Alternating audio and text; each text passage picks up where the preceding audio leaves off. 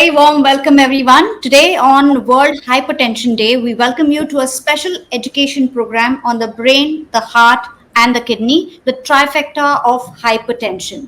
As we gather here today, it is crucial to address some important aspects of hypertension that is commonly referred to as high blood pressure or high BP.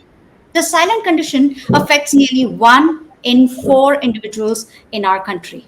Beyond statistics, hypertension poses a grave risk leading to severe complications such as stroke, heart diseases, and kidney diseases, burdening our healthcare system and impacting countless lives.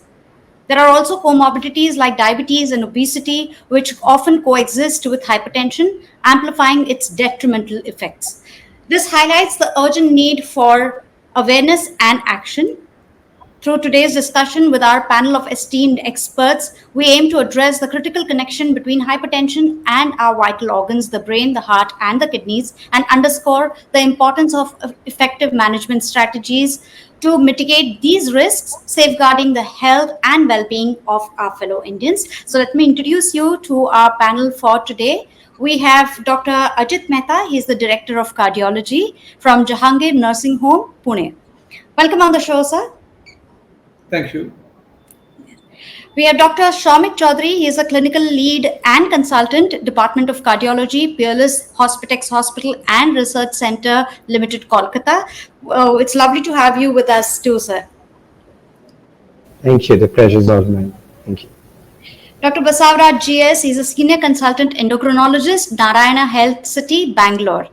Hello, sir. Welcome to the show. Thank you. Yes. So let's discuss on hypertension and what are the precautions or what are the ways to mitigate these risks when it comes to multiple organs, especially the three main organs that we are discussing about today. High blood pressure has become endemic in India, and it's affecting about 1 in 4 individuals, leading to target organ damage. Can you explain the interplay between the brain, the heart, and the kidneys in regulating blood pressure, and why is it crucial to maintain a healthy blood pressure level? If we can talk about this, Dr. Ajit Mehta, I would like to ask you. Yeah, there's a complex interplay to maintain blood pressure in a normal individual between a central nervous system that includes brain and autonomic, sympathetic, parasympathetic nervous system, the cardiovascular system, which includes heart and the blood vessels, and then the kidneys and the adrenals. So, there are these multiple organs which are involved in maintaining healthy, normal blood pressure in an individual. And the role of heart is to, eject blood, pump out blood, which is about 5 liters per minute. That is required to maintain normal circulation to all the organs. And the kidneys' main function is to handle the fluid, that is the fluid and electrolytes, what we call. And the brain function is through the autonomic and sympathetic parasympathetic nervous system, is to regulate the vasoconstriction or vasodilatation of the arteries, that in turn leads to high or low blood pressure.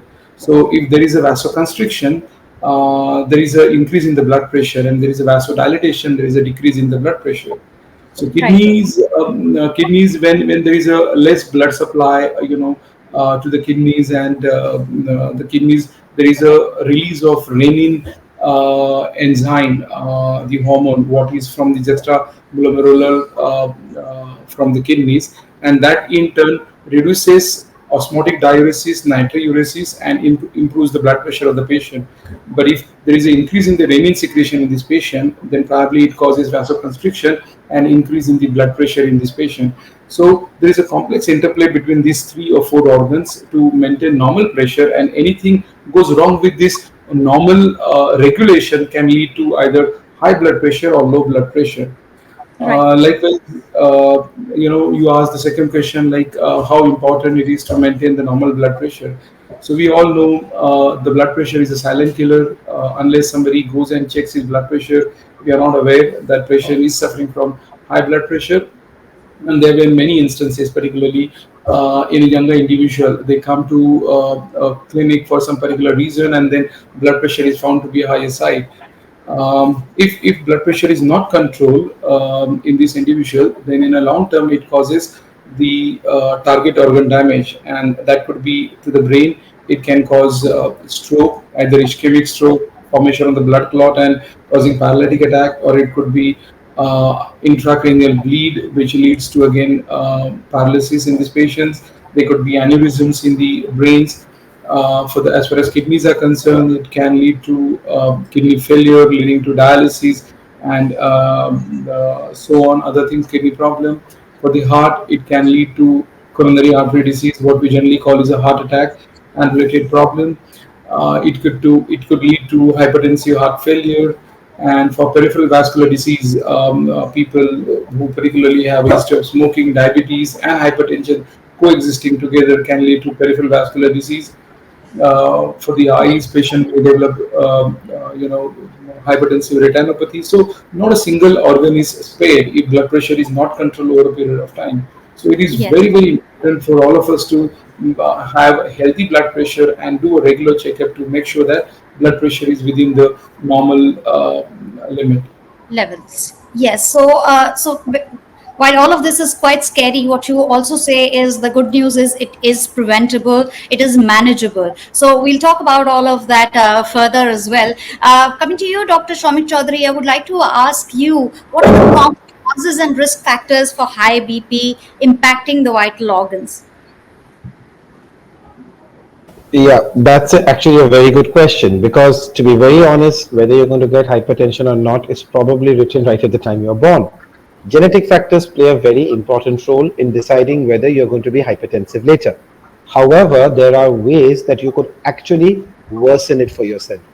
Lack of physical activity, a sedentary lifestyle. The COVID pandemic was really bad in a certain way because a lot of people were working from home. They were not going out, they were not getting their physical activities. There's been an explosion of cardiac disease, hypertension, diabetes. All of it has worsened because of the lack of physical activity. Then our diet, a diet which is high in sodium, salt, a diet which is poor in fruits and vegetables, again, worsens your chance of getting hypertension.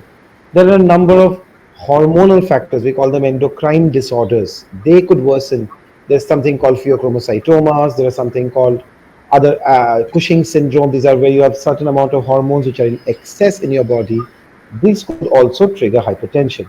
But to be very honest, age, an elderly age, your genetic factors, poor lifestyle choices, and definitely a poor diet makes it much, much more probable that you'll probably end up with hypertension. So taking care of those, preventing those is very important. Yes. So again, it reminds us that we need to be overall, very careful and follow all the things that Dr. Soumik you mentioned about. Thanks for that reminder again. Dr. Mehta, this brings me to you again to talk about the recent study that has shown a correlation between pollution and high blood pressure. What is your opinion on of how pollution affects hypertension, and what protective measures can be taken by individuals to minimize the impact of environmental factors on their blood pressure? See, when we talk about air pollution, pollution is a mixture of various substances. And when we talk about the medical science, what comes to mind is a particularly important thing are the particulate matter and various toxic gases substances. So when these particulate matter are less than 2.5 micron, they become more harmful to human body, and it's not good for any surviving individual.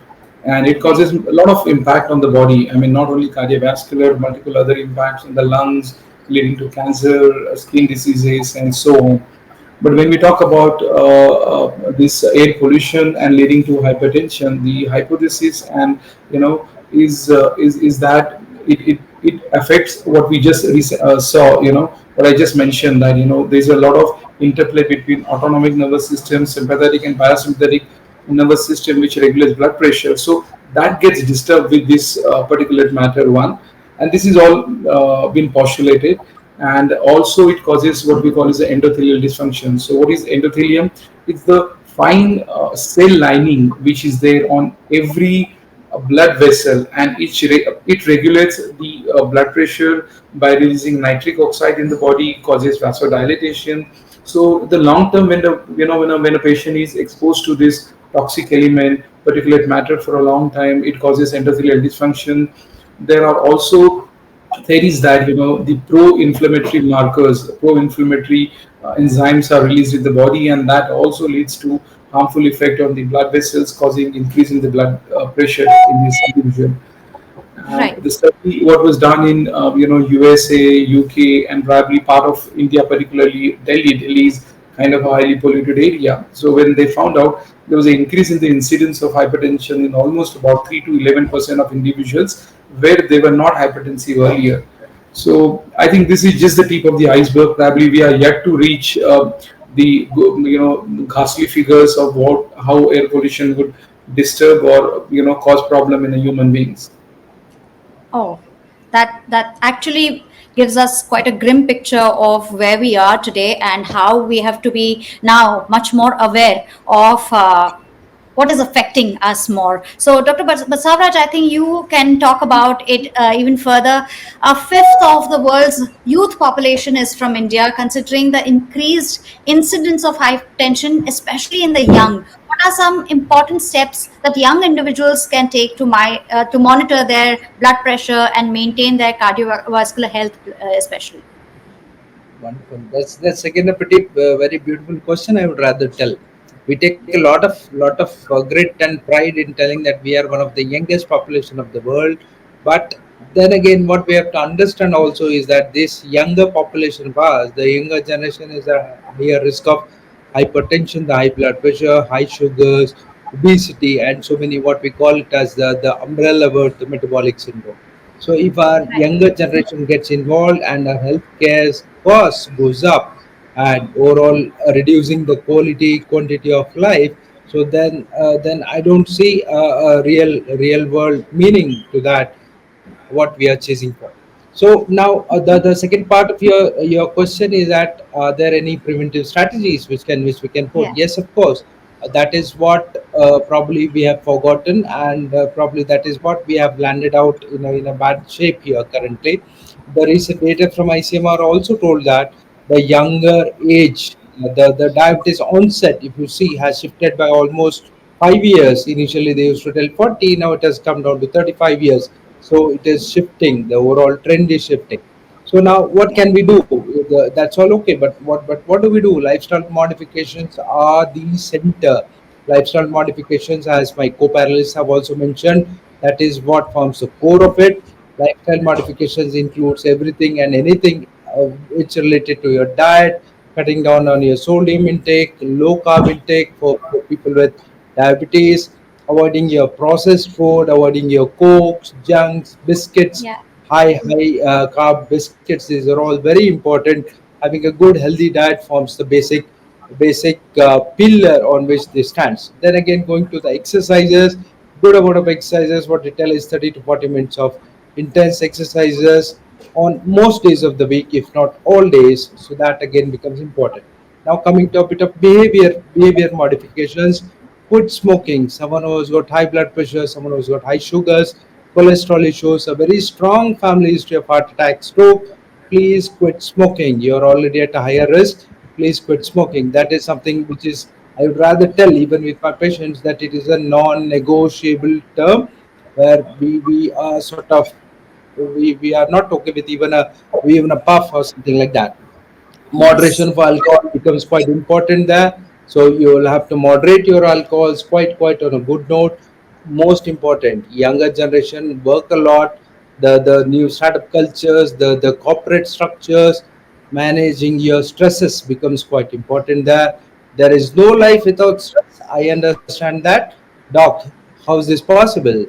What I tell is you will have to manage your stress as well. You'll have to exercise well, yoga, meditation, whatever forms, some recreational Yeah. activities probably should help in managing your stress as well. That again, all Yeah. of these together in right proportions form the basic components of the preventive strategies which we advocate to our patients. Yes. So, as we discussed, there are quite a few things which you cannot really control, but there are a few things which you can control, manage, and prevent as well. Thank you for that, Dr. Basavaraj. Dr. Ajit Mehta, are there any warning signs or symptoms that indicate the effect of high blood pressure on the brain, heart, and kidneys? Honestly, there are no warning signs or symptoms of the high blood pressure. That's why it is also known as a silent killer. One has to be vigilant, and beyond 18, at least, if there is no strong family history, one should do BP recording once in 2 years if it is normal, and beyond 40s, if even if the BP has been normal, one should do BP recording once in a year at least if there is no family history or the BP and the first reading is normal. So ideally, there are no signs and symptoms of high blood pressure, but there could be few signs. You're feeling tired at the end of the day. Patient when BP is high gets headache or feels dizzy sometimes, or they're getting excessive headache, lethargy. So these are all signs which are not a very categoric signs of high blood pressure. Sometimes patients do feel breathlessness on exertion while walking. They do feel breathless, or little tightness or chest congestion, chest pain. So these are not very peculiar signs of the high blood pressure, but these are the signs of blood pressure where blood pressure has been long standing. And when we talk about particular signs and symptoms to related to the heart, probably it's too late. When you get a signs and symptoms of blood pressure as a target organ damage to the heart. We see, on ECG, you see, different the hypertrophy of the heart muscle. On echo, we see hypertrophy of the heart muscles. And on a kidneys, we feel, sometimes, kidneys show signs of long-standing hypertension, some form of kidney injury. On eyes, we see retinopathy. In a brain, you do see sometimes, clogging of the arteries supplying the brain. Same with the coronary arteries also. So there are all these signs and symptoms come very very late in the disease onset, and if you are looking at those signs and symptoms to be picked up, is going to be too late into the disease. So I think we don't have to wait for this. Do a regular blood pressure checkup because it is known to be a silent killer. Yes, yes. So, how can individuals actually differentiate between white coat hypertension and persistent high blood pressure? And what are some effective strategies for managing white coat hypertension? Dr. Soumik Chaudhuri, can you talk about that? Yeah, but before we start, I think the term white coat hypertension needs to be changed, because if you Yes, notice, there are three doctors on your panel and none of them are wearing a white coat. So these days, correct. doctors don't tend to wear white coat much. I think the term needs to be changed, firstly. But yes, Yes, it is a yes. reality. It is absolutely a reality. And in fact, one very good thing is that a lot of our patients, I would say most of our patients, are quite well educated these days. They read up, they look up. So they will come and tell us, "Ki, doctor, when I come to your chamber, I have a high BP. When I'm at home, they have a lot of them have BP machines at home. They're like, my BP is quite fine. Now, you understand it causes a bit of a dilemma for me. Do I treat? Yes. Do I not treat? So, white coat Ah, hypertension effectively refers to that. A patient or a person having a high BP when they come to a doctor's chamber, but not having a high BP when outside it. There's something which is exactly the opposite of that as well. That's called masked hypertension. Here, they right. have normal BP when they come to a doctor, but they have high BP at home. There are two effective ways of diagnosing this. There's something called HBPM and there's something called ABPM. Now, HBPM stands for home based BP monitoring. It's very simply put, they Right. check their BP at home as well, they monitor, they make a chart, and they send it to you. In fact, it's Correct. mandatory for all my hypertensive patients, especially when I see them first or I change their medications, to send me a chart of 15 days. I want to see what their BP is outside my chamber. And there's something Okay. called ABPM. Now, ABPM stands for ambulatory BP monitoring. It's basically like a cuff that they wear. It keeps recording their BP over 24 hours and they can do their normal physical activity. Then we take the recording, we look, and then we see where the BP is going up, where it is not going up.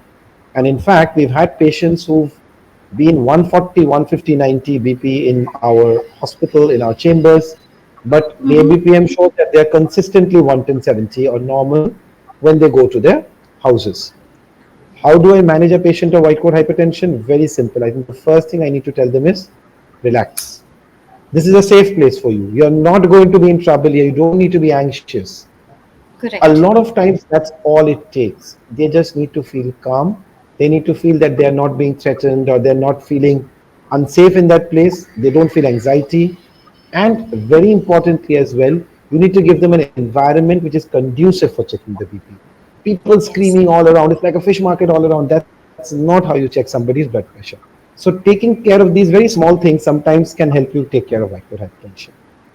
Now, this My is really beautiful because doctors understanding what the patients actually go through and taking the corrective measures or taking the measures to ease the patient is it itself is such a beautiful thing. So thank you so much for doing that from all of us. In fact, so now we talk about diabetes mellitus, which is a common comorbidity associated with hypertension. What is the importance of early diagnosis and effective management given the frequent coexistence of hypertension and diabetes? Dr. Basavaraj, can we speak on this? Yeah, I think quite a good amount of we have had the discussion now. Diabetes, as I've already told, that probably it is being picked up in lot younger patients. So then comes down to the point that we'll have to identify these higher risk patients. So why is it required that we identify them? So there's something called as diabetes legacy or the control legacy, what we know.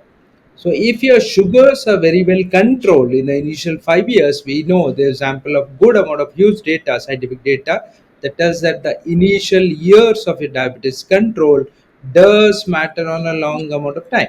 So your body remembers exactly how you have sort of treated it in times of adversity. That is what the in simple words I put out the diabetes legacy word what we mean.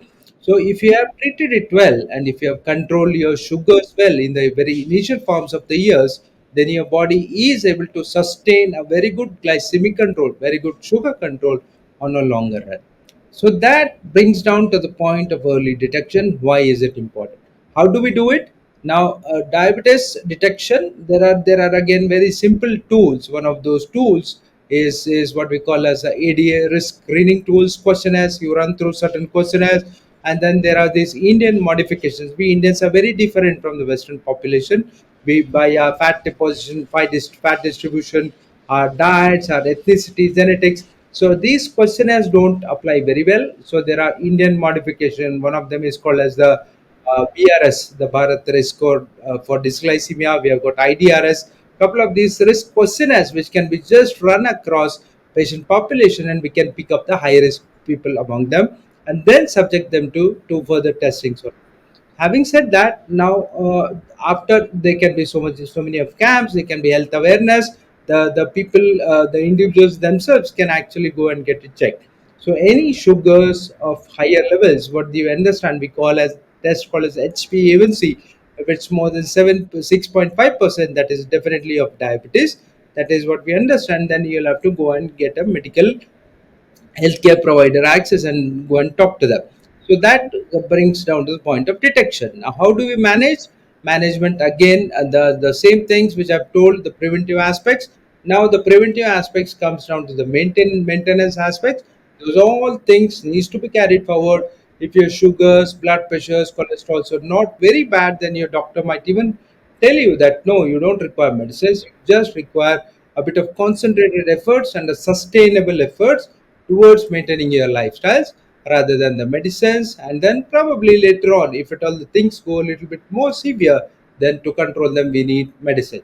But having said that, a good control of your blood pressures, good control of your sugars, cholesterols are absolutely important for a better QOL, quality of life, and a longer longevity of the life, if you see. Yes. So I'm sure after watching this show, I am definitely going to book my medical checkup for sure. And many of our viewers are going to do that as early as possible. It's a good reminder. But when we talk of medical checkups, Dr. Chaudhary, how important are regular medical checkups and screenings for detection of early signs of organ damage in diabetes and hypertension, especially? Extremely important. And you see, as Dr. Vasavaraj spoke about the legacy, You take, have you heard of something called the butterfly effect? The butterfly effect very simply says if a butterfly flaps its wings somewhere in New York, you're going to get a cyclone in London. It's Yes. simply to talk about how small changes at an early point can make big changes later. And that's very important in checkups as well. Why have checkups? A lot of times patients ask, why do we need checkups? A checkup is preventive. A checkup is basically you're trying to stop something from happening before it happens. If the horse has already bolted from the stable, you're not doing a checkup, you're running behind it, you're trying to treat it. So, Yes. finding out whether the patient is actually suffering from the disease is very important. So, diagnosis. Diagnose whether the Yes. patient is hypertensive. Diagnose whether the patient is diabetic. What about the cholesterol levels? What's the family history like? Are you smoking? What's your diet? Simple questions, 5 minutes, you can get a lot of information out. Once you understand what are these risk factors, then you try to modulate them. You ask them to have a healthier diet. You ask them to probably work out, walk, at least as Dr. Vasura said, half an hour a day, unless there's the reason for you not to walk. And frankly speaking, there aren't much. I think it's laziness is probably one of them that we all have. But apart from that, we should be really doing that. Thirdly, very, very importantly, identifying what these diseases are doing to your body. There's something called target organ damage. A lot of times in echocardiography, we find the values of something called ejection fraction. That's like how well your heart's pumping. So that's perfectly normal. But you'll find things like the heart muscles have become thicker. There's some amount Mm-hmm. of weakness, or I would say lack of relaxation in the heart. Simply, they might not look like much, but these are called target organ damage, and they're the earliest sign that something bad is probably going to happen later. So, Right. identifying simple things in the beginning, that's where really medical checkups have value. And very importantly, it's not how well you control the disease, that's everything. Of course, that's very important, but it's also important how long you've been having the disease. So, diagnosing at an early stage, modifying the risk factors over time becomes very, very important. That's where your health checkups come in. That's wonderful. There's a lot of impetus on, and we have discussed that now. All of you have spoken about sedentary lifestyle. All of you have spoken about the importance of exercise. But despite of so much of awareness and so much of messages going across, even at the government level, obesity is a common condition seen with hypertension and diabetes. What are your recommendations on yoga and regular physical activity and its benefits for overall improvement in health? Dr. Basavaraj, you can talk about that, please. Yes, Mayuri. See now, obesity. If you understand, see, if you just go through by sheer shape of the body or something like that. So if we see that the Western population or the Caucasian population, they seem to be much larger than us.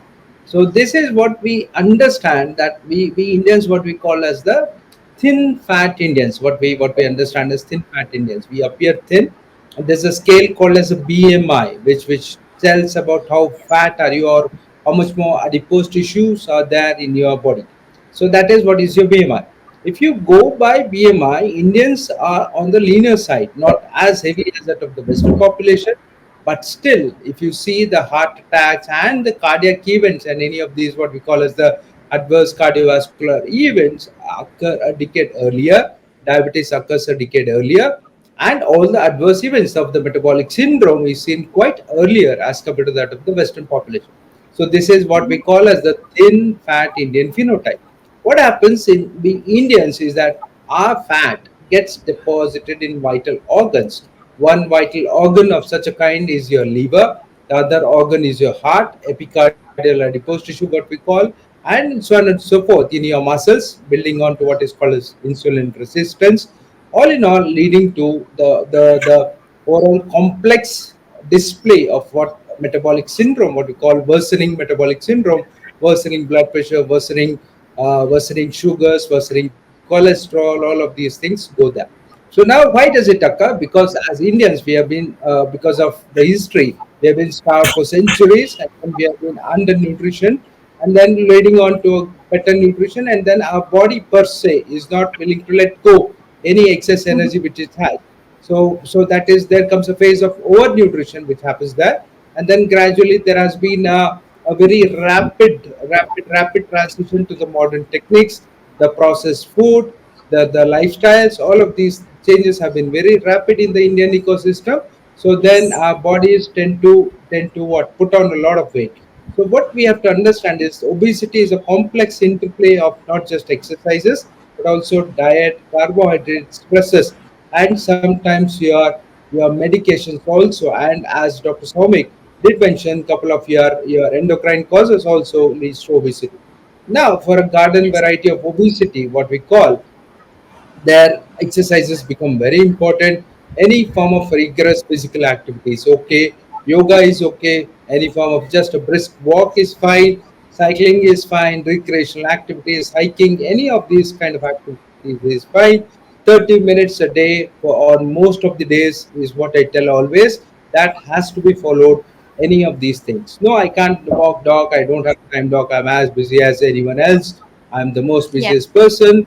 As again Dr. Soumik did mention, is a part is about the laziness, a part is about the awareness, and the good part of that also comes from priority setting.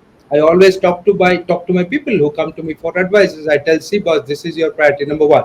So when you set this as your priority, then things fall in place, and then you start taking care of it. Make them understand that this is quite important and very easily manageable. So then I tell, no, it's not necessary that you spare out 30 minutes out of walk. Whatever routine things which you're doing, you're taking a meeting, stand and take it.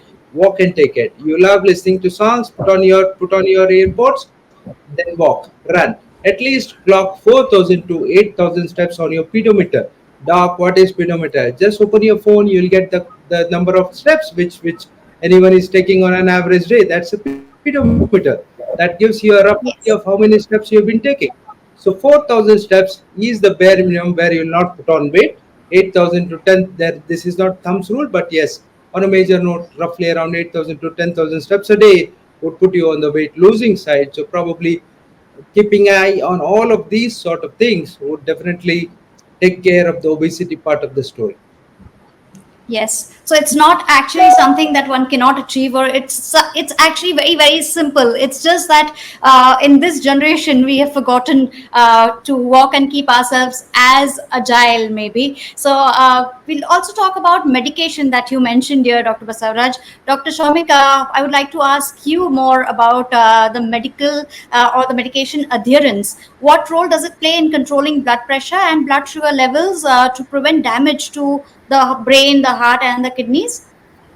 It has a lot of importance, and sometimes it's so under thought about. I'll tell you why. There are times, a lot of times, patients come in and say they're getting one medication or two medications, their BP is not being controlled, and I'm pretty much scratching my head and I'm wondering what's happening. Why is this person? I'm increasing their dose. After a certain point, I will ask them, so what's happening? And like, okay, which medicines are you taking in the morning and not? And then the patient tells you, no, that medicine, so I stopped. So very often it happens that patients will not be taking the enough number of medicines that you're advising. You are wondering why is this patient not getting controlled, the hypertension or diabetes. In fact, one of the commonest causes all around the world is patient non-compliance. Now, there could be sometimes extremely valid reasons. There are some medicines that may be causing some discomfort in the patient. It's our duty to find that out and probably change it. But sometimes it's just simple, I would say, I won't call it negligence or carelessness, but just simple oversight, a lack of care at that particular point. And there are some very interesting ways, hacks, I would say, to get around that. Fixed dose drugs. Now, fixed dose combination, what happened is if you give an elderly gentleman 3 tablets to take, there's a very good chance he will forget one every other day. Now, you put those 3 tablets in a single combination, and then you ask that person to take 1 tablet a day, he will almost always take that tablet a day because otherwise he'll remember I didn't take my tablet for the day.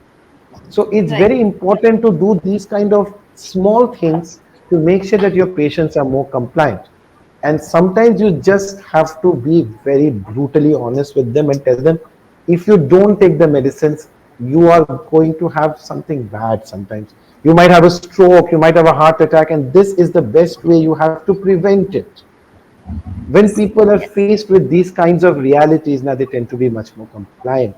So I think it's very important for us also not to mollycoddle. It's important for us to Yes. understand what's what can happen if the adherence doesn't take place, and then encourage our patients to keep up with that.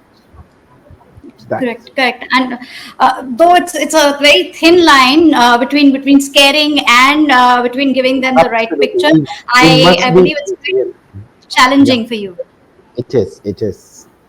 Yes, We so have to be very it's a honest. very common problem when it comes to parents. I see a lot of people from my generation who talk about their parents either not exercising or not taking their medications on time. So what you were saying actually relates a lot. So we discussed a lot about how grim this entire situation is, or how grave these issues can be. So in summation, can we all talk about the tips for effectively communicating with healthcare providers about concerns related to diabetes and hypertension? So if a patient comes to you, how does one need to talk to you? Dr. Basavaraj, can we begin with you first? Yeah, I'll keep it very simple. So probably then Yes. what I would tell is number one, prioritize your health first, prioritize your family's health first. So nothing else comes before health. Nothing else, something else might come after health, but nothing else before health. So see, the one of the biggest risk factor what I tell always is health seeking behavior. If you have that correct health seeking behavior, if you are looking for your health, so then probably your chances of getting stuck into any of these complications or any of the bad events is quite on the lesser side.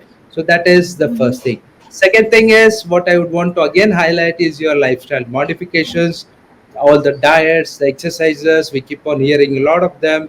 Okay, all of some basic fundas, some basic things: avoiding junk, avoiding coke, biscuits, cutting down salt, processed food, daily exercise. Not that you have to be a warrior and try to conquer in a month or so. No, absolutely, it has to be a more sustainable effort. And then they'll tell, yes, doc, I'll start from tomorrow. Then I tell again, come back to the point. I tell only one thing: it has to be sustainable. Whatever changes you're making in your lifestyle has to go through only one filter. Am I able to do this, or will I be able to do this for the next 5 years or a decade or so? If the answer Right. comes yes, then please go ahead and do it. If the answer comes no, then break it into smaller pieces. Take one by one. Am I going to walk 30 minutes? No. Okay. Walk 10 minutes? Yes. Start it. Every week, just push yourself a little bit. A small, sustainable improvement week on week goes a long way. Just remember, it has to be a very sustainable effort from your side. Yes. Your views, Dr. Shomik? I think Dr. Vasavaraj pretty much has hit it spot on. I have very simple points for my patients.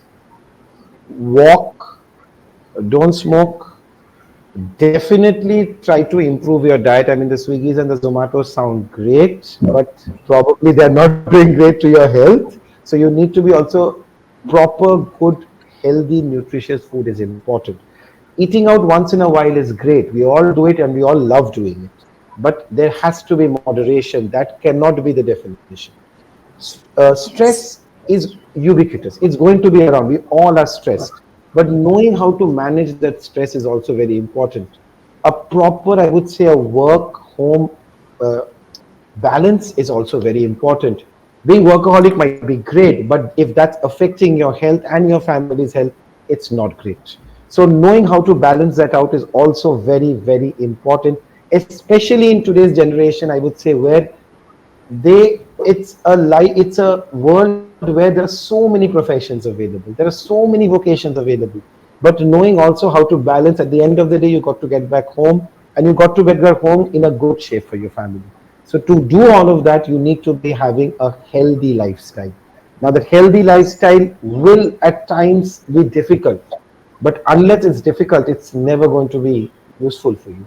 So not just adding years to your life is important, but also adding life to those years. That's important as well. Yes, yes. Again, that's really very, very important and a beautiful way to put it. Dr. Mehta, your views, please. I think both of them have summarized it quite well. I mean, just to add, as we always say, pharmacological therapy, the medication is going to be the part of hypertension and diabetic patient, but the most important is the lifestyle modification, because it's so important when people come to you for the first time for the hypertension. probably there is a lot of things what most of the even physicians what we overlook is the lifestyle modification. Though we maintain or mention it to our patients, but we don't emphasize the importance of lifestyle modification to control one's blood pressure and effective control of the blood pressure. So what I always tell my patients, what is available today. You can Google search, of course, is the best, second best doctor what is available to you.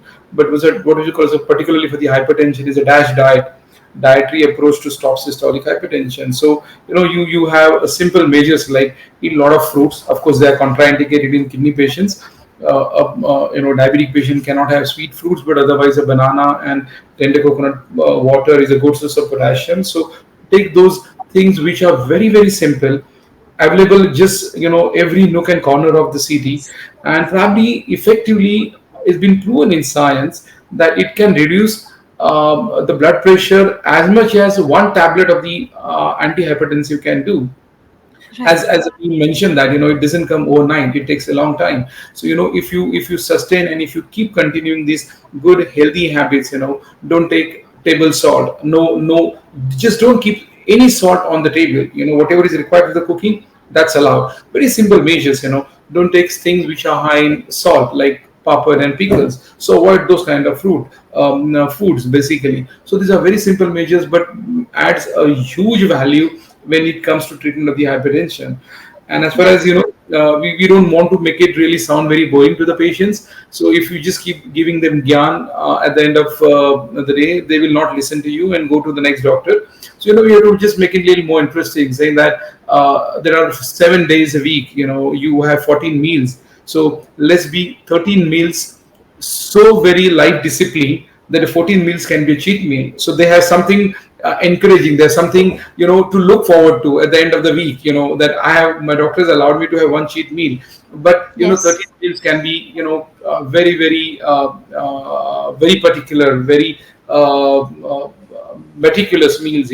So these are very simple tips what you could give it to your patients. Ask them to as the doctor was saying, home BP monitoring is a very integral part. We make sure that patient is involved in his own BP measurement, monitoring, maintaining BP. So if they just have a habit of going to the doctor and checking BP, they will never be a good patient. If they have a habit of checking their blood pressure every 10 days, 15 days at home and making sure that the BP is well controlled, they're the good patients because they are aware. They are very learned patient. They know why it is important to keep their blood pressure under control. So this is a very simple thing what we could just emphasis on the patients to carry it on when they go home. And I think we are good to control blood pressure, because even in developing countries, I believe not even 50% of the patients who are taking antihypertensive medications will have a target dose of limits of BP. So they are not only 50% are under control. Yeah, yeah. So, thank you so much, doctors. When we hear the word hypertension, it actually sounds very, very scary. But thank you for simplifying it for us and our viewers, because now we know that though it sounds scary, it's only scary if you are not able to avoid it. And it is time to avoid it. You can still avoid it. You can still take the measures and all the precautions that our experts here have noted today. So you all can actually exercise, maintain a good lifestyle, a good diet, and it's really something which is simple and doable, and you can maintain your health, your heart, your brain, and your kidney. Thank you so much, doctors, for being with us today and encouraging our viewers to have a healthier lifestyle. You're watching Economic Times, and keep watching. Thank you very much for having Thank us. you.